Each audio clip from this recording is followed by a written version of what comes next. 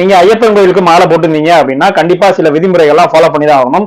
இதுதான் விதிமுறை அதுதான் விதிமுறைலாம் இல்லை, கிட்டத்தட்ட ஒரு 100க்கும் மேற்பட்ட விதிமுறைகளே இருக்கு. ஐயப்ப பக்தர்கள் வந்து எப்படி எல்லாம் இருக்கணும், என்னென்னலாம் சாப்பிடணும், எப்படி எல்லாம் நடந்துக்கணும், அது மாதிரி நிறைய இருக்கு. ஆனா கன்னி சாமியா இருக்கீங்க, நீங்க முத ஐயப்பனுக்கு மாலை போடுறீங்க அப்படின்னா கண்டிப்பான முறையில இந்த ஆறு விதிமுறைகளை வந்து நீங்க ஃபாலோ பண்ணி தான் ஆகணும். இந்த 6 விதிமுறையில வந்து அப்படி என்ன சொல்லப்பட்டிருக்கு அப்படின்ற மாதிரியான ஒரு விஷயத்தை தான் வந்து இந்த வீடியோல வந்து பார்க்க போறோம். கண்டிப்பா நீங்க கன்னிசாமியா இருந்தீங்க அப்படின்னா இந்த வீடியோ உங்களுக்கு தான். நீங்க எதை ஃபாலோ பண்றீங்களோ இல்லையோ தெரியாது, கண்டிப்பா இந்த 6 விதிமுறைகளை வந்து நீங்க ஃபாலோ பண்ணி தான் ஆகணும். அதுக்காக தான் இந்த வீடியோ வந்து போடப்பட்டுள்ளது. சோ கன்னிசாமியா இருந்தீங்கன்னா கண்டிப்பா அந்த வீடியோ வந்து நீங்க ஃபுல்லா ஃபர்ஸ்ட் விதிமுறை என்ன அப்படின்றத வந்து பாத்துருவோம். முதல்ல வந்து பாத்தீங்கன்னா கன்னிசாமியா இருக்கக்கூடிய நீங்க முதல்ல வந்து கன்னிசாமின்னு என்னன்னு சொல்லிடுறேன். முத ஐயப்பன் கோயிலுக்கு மாலை போட்டு போறாங்களா, சோ அவங்களதான் வந்து கன்னிசாமி அப்படின்ற மாதிரி வந்து சொல்லுவாங்க. சோ நீங்க முத மாலை போடுறீங்க அப்படின்னா கன்னிசாமி வந்து ஃபர்ஸ்ட் என்ன ஃபாலோ பண்ணணும் அப்படின்னு வந்து பாத்தீங்கன்னா, முதல்ல வந்து நீங்க வந்து கார்த்திகை 1ஆம் தேதி வந்து நீங்க மாலை போட்டுருக்கணும். சோ மத்தவங்க எல்லாம் பாத்தீங்கன்னா கார்த்திகை 15க்கு மேல தான் போடுவாங்க. சில பேர் வந்து ஒரு 30 நாள் 40 நாள் கனெக்ட் பண்ணி அப்படி போடுவாங்க. ஆனா நீங்க கன்னிசாமியா இருக்கீங்க அப்படின்னா கண்டிப்பான முறையில நீங்க கார்த்திகை 1ஆம் தேதியை வந்து நீங்க வந்து மாலை போட்டுறாங்கணும். ஏன்பா அந்த கார்த்திகை 1ஆம் தேதியை மாலை போடணும் அப்படின்னு கேட்டீங்கன்னா, ஐயப்பன் வந்து அந்த அவருடைய வில்ல வந்து எஞ்சார்ல வில்ல எழுதி அது போய் அந்த சபையில போய் குத்துச்சு, அந்த இடத்துலதான் வந்து எனக்கு வந்து அந்த கோயில் வைக்கணும் அப்படின்ற மாதிரி எல்லாம் சொன்னார்ல. அது என்னைக்கு அப்படின்னு பாத்தீங்கன்னா அது வந்து கார்த்திகை 1ஆம் தேதி அன்னைக்கு தான். சோ அதனால வந்து கன்னிசாமிகள் அனைவருமே வந்து பாத்தீங்கன்னா கார்த்திகை 1ஆம் தேதி ஆனா மாலை போடணும். அப்ப கார்த்திகை 1ஆம் தேதி தான் மாலை போடணும். அதுக்கு முன்னாடி எப்படி வேணா இருந்துக்கலாமா அப்படின்னா அப்படிலாம் கிடையாது. நீங்க கார்த்திகை 1ஆம் தேதி நீங்க மாலை போட போறீங்க அப்படின்னு பாத்தீங்கன்னா பேக்ல ஒரு 3 நாளைக்கு முன்னாடியே, அதாவது ஒரு ஐப்பசி 27 28 அந்த 3 நாளுமே வந்து நீங்க விரதத்துலதான் இருக்கணும். நான் வந்து கன்னிசாமி நான் வந்து கார்த்திகை 1ஆம் தேதி மாலை போட போறேன், அதுக்குன்னு ஐப்பசி 30 முந்தின நாள் வரைக்கும் நான் வந்து குடிச்சிட்டு கறி அதெல்லாம் சாப்பிட்டுட்டு அப்படி சுத்தம் இல்லாம இருப்பேன் அப்படின்னா அது வந்து ஏத்துக்கப்பட மாட்டாது. சோ கண்டிப்பான முறையில நீங்க கன்னிசாமியா இருக்கீங்க, முத மாலை போட போறீங்க அப்படின்னா ஐப்பசி 27லயே வந்து நீங்க விரதத்தை ஸ்டார்ட் பண்ணிடணும். 3 நாள் விரதம் இருந்து கரெக்டா மார்கழி 1ஆம் தேதி போய் மாலை போடணும்.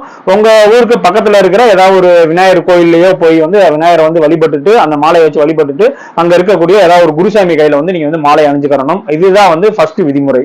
ரெண்டாவது வந்து பாத்தீங்கன்னா நீங்க கன்னிசாமியா இருக்கீங்க அப்படின்னா கண்டிப்பான முறையில வந்து கன்னி பூஜை வந்து வச்சுதான் ஆகணும்.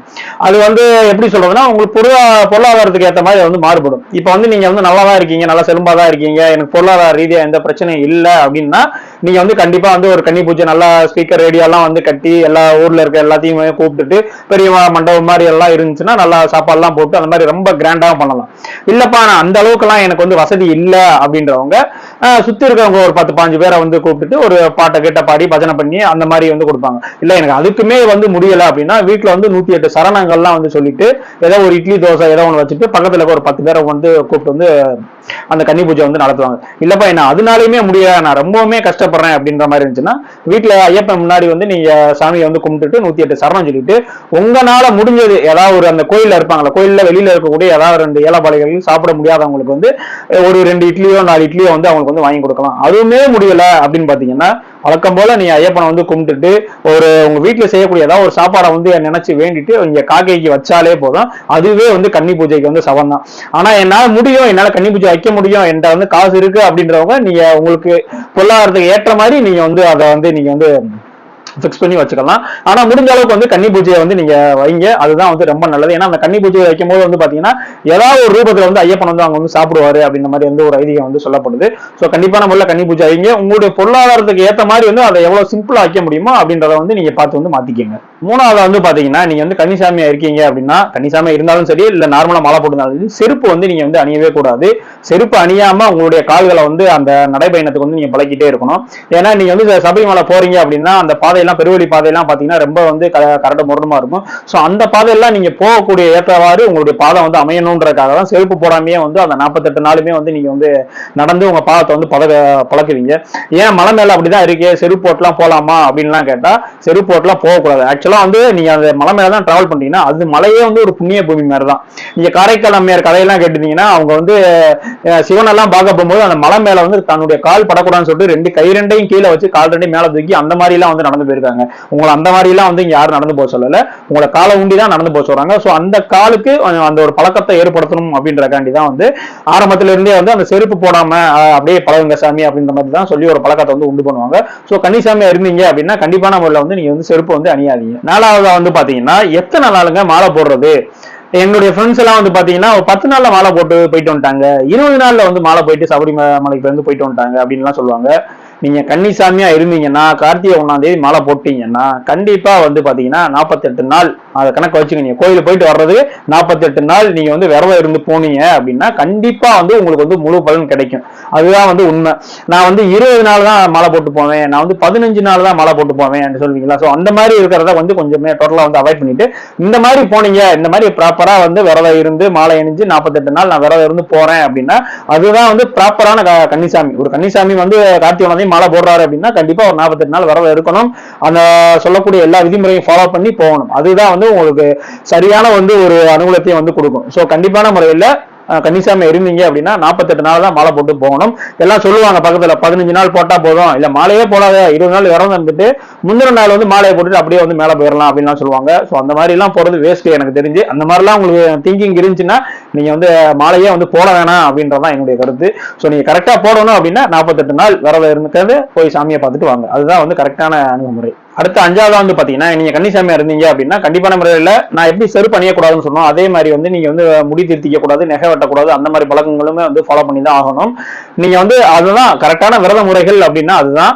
அதே மாதிரி வந்து பாத்தீங்கன்னா இந்த மாதவிடாய் சமயங்கள்ல வந்து வீட்டுல வந்து நீங்க கொஞ்சம் அவங்களை வந்து ஒதுக்கி வச்சுட்டு அந்த மாதிரி பண்ணுவாங்க.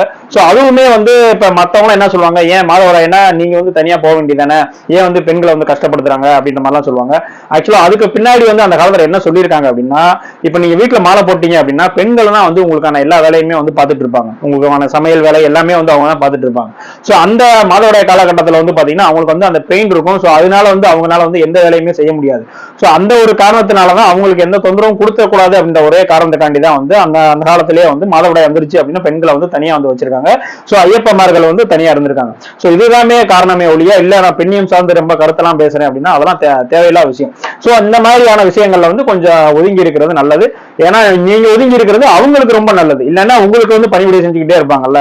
ஸோ அந்த ஒரு காரணத்துக்காக தான் வந்து அந்த மாதிரி பிரிவினைகள்லாம் வந்து வச்சிருக்காங்க. ஸோ இதையுமே வந்து கண்டிப்பான முறையில் வந்து நீங்க ஃபாலோ பண்ணி தான் ஆகணும். ஃபைனலா 6வதா என்ன விதிமுறைகள் அப்படின்னு பாத்தீங்கன்னா நீங்க வந்து கன்னிசாமி இருக்கீங்க, சபரிமலைக்கு மாலை போட்டுறீங்க அப்படின்னா முடிஞ்ச அளவுக்கு வந்து இந்த கருப்பாடைகளை வந்து அணியறதுக்கு வந்து முக்கியத்துவம் கொடுங்க. உங்களுடைய ப்ரொஃபஷனல் வந்து வேற மாதிரி இருக்கு, என்னுடைய வேலையின் காரணமா அந்த மாதிரி இருக்கு அப்படின்ற பட்சத்துக்கு அட்லீஸ்ட் ஒரு கருப்பு கலர் துண்டாவது நீங்க வந்து தோல்ல போட்டுருக்கணும். ஸோ அந்த மாதிரியான ஒரு விஷயத்தையாவது வந்து கண்டிப்பா வந்து நீங்க வந்து ஃபாலோ பண்ணணும். ஏன்னா இது வந்து நீங்க மாலை போட்டிருக்கீங்க அப்படின்றத மற்றவங்களுக்காக காட்டுறது, நீங்க வந்து உங்களை அலங்காரம் பண்ணிக்கிறது அப்படின்லாம் கிடையாது. இப்ப நான் ஒரு கருப்பு ட்ரெஸ் போட்டு ஒரு துண்டு போட்டு போயிட்டு இருக்கேன் அப்படின்னா தூரத்துல பார்த்தாலே அவங்களுக்கு தெரியும், சோ இந்த பையன் வந்து மாலை போட்டிருக்கான், நம்ம வந்து தப்பா இருந்தோம்னா நம்ம அதை ஒதுங்கி போயிடுவோம்னு சொல்லிட்டு அவங்களே ஒதுங்கி போயிடுவாங்க. நீங்க எந்த விதத்திலுமே வந்து எதுக்குமே வந்து ஆளாக மாட்டீங்க. ஸோ அந்த ஒரு காரணத்துக்காக தான் வந்து அந்த ட்ரெஸ் கோட் அப்படின்ற மாதிரியான ஒன்று வந்து ஃபாலோ பண்ணுது. ஸோ இதுதான் வந்து கன்னிசாமிகள் கண்டிப்பா ஃபாலோ பண்ணக்கூடிய அந்த 6 விதிமுறைகள். ஐயப்ப பக்தர்கள் ஃபாலோ பண்ணக்கூடிய விதிமுறைகள் வந்து நிறையவே இருக்கு. ஸோ அதுக்குன்னு நான் தனியாக ஒரு வீடியோவே போட்டிருக்கேன், அதை டிஸ்கிரிப்ஷன்லையும் கொடுத்துருக்கேன், கமெண்ட்ஸ்லையும் கொடுத்துருக்கேன், போய் பாருங்க. ஜஸ்ட் இது வந்து கன்னிசாமியா இருந்தீங்கன்னா கண்டிப்பா அந்த 6 விதிமுறைகள் வந்து ஃபாலோ பண்ணணும் அப்படின்ற கண்டி தான் அந்த வீடியோ போடப்பட்டிருக்கு. ஸோ கண்டிப்பான முறையில் இந்த வீடியோவை பார்த்து உங்களுடைய நீங்களும் கன்னிசாமியா இருந்தீங்க அப்படின்னா நீங்களும் பார்த்து என்ஜாய் பண்ணுங்க. இது மற்றவங்களுக்கும் அனுப்புங்க, அவங்களும் இந்த வீடியோ பார்த்து அதுக்கான விதிமுறைகள் வந்து கரெக்டாக வந்து ஃபாலோ பண்ணட்டும். இல்லை உங்களுக்கு வந்து ஏதாவது ஒரு புக்ஸை பத்தி சொல்லணும், ஏதாவது ஒரு சினிமா பத்தி சொல்லணும், இல்ல வந்து எனக்கு ஒரு நாவலை வந்து நீங்க வந்து கதையா சொல்லணும், இல்ல எதை பத்தினா இன்ஃபர்மேஷன் வேணும், இல்ல எதனா ஆன்மீக தகவல் வேணும் அப்படின்னா கமெண்ட்ஸ்ல வந்து சொல்லுங்க. இல்லைன்னா கீழே என்னோட மெயில் ஐடி இருக்கு, ஸோ அதுக்கும் நீங்க மெயில் பண்ணீங்கன்னா அதுக்கான வீடியோ வந்து கண்டிப்பான முறையில் போடப்படும். இல்ல நீங்க வந்து ஜாயின் பட்டன்ல பண்ணி இல்ல டேரக்டா வந்து உங்களோட வாட்ஸ்அப்ல பேசணும் அந்த மாதிரி இருந்துச்சுன்னா அதை ஜாயின் பட்டன் கொடுத்துருக்கு. ஸோ அந்த ஜாயின் பட்டன்ல ஜாயின் பண்ணி நீங்க மெம்பர்ஷிப்ல ஜாயின் பண்ணீங்கன்னா டேரக்டா வந்து வாட்ஸ்அப்லயும் வந்து சேட் பண்ணலாம். ஸோ இதே மாதிரியான அடுத்த ஒரு வீடியோல வந்து சந்திக்கலாம். நன்றி.